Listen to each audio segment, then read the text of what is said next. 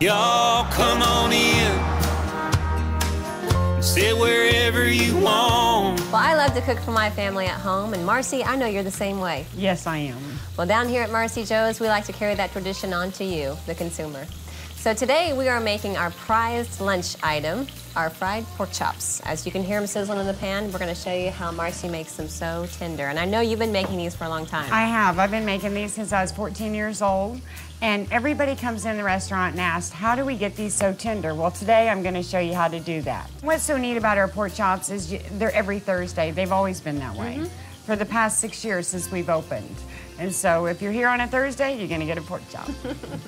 Well, we're going to go ahead and get started. So the first thing you want to do is go ahead and get your skillet started. Get a little bit of oil in there, not too much, but just enough to cover them in the bottom of the pan. And you want to heat it to about 350, 375, something like that. Right. And then I've got some self-rising flour in here. And then what we're basically going to do, is you're going to take your pork chop. What else do you have in your flour? Oh, yeah, I've got garlic and pepper. And then I've got salt. Okay. And I've already mixed that in the flour. Okay. You're just going to dredge it really good. Yeah. Coat it up really nicely. Stir it in there really good. Well, in here, we've already started some of these pork chops, so we're going to show you guys what they're going to look like. The key to getting these done is you want to brown them just a little bit like they're right there. Yeah, that's perfect. Great. Yeah. And you're just going to brown them on each side. That's beautiful. Oh, that is beautiful. Those are some good-looking pork chops, too. Yeah.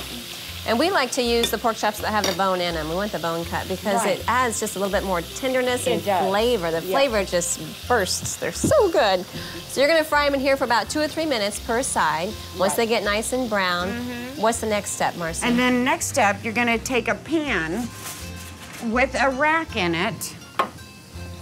And just, I'm sure you can find them in the stores. They have pans that have racks in them.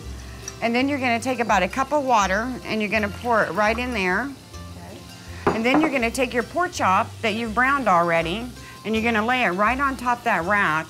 Sometimes you can spray your rack too with some cooking spray just to keep it from sticking so bad. Yeah. And then you're going to take some aluminum foil, and I like to double layer my aluminum foil.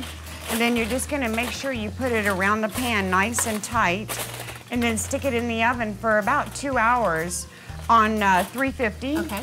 And they're going to be beautiful. I mean, you guys are just going to love these pork chops. Well, when you pull these pork chops out of the oven, they have a nice golden brown appearance. You see that little bone there in them? We like to serve these with our garlic mashed potatoes with sour cream. And, of course, our angel biscuit.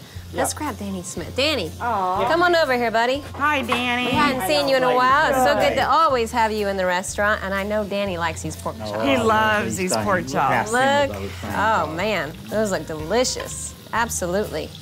Yeah, the sour cream mashed potatoes, they really pair nicely. Yes, they do. How do you like that, Danny? Isn't that good? Well, good. There you go. Straight from the farmer's mouth. That's Danny Smith. Thanks, Danny, for joining us today. He's going to go finish that pork chop. I think so.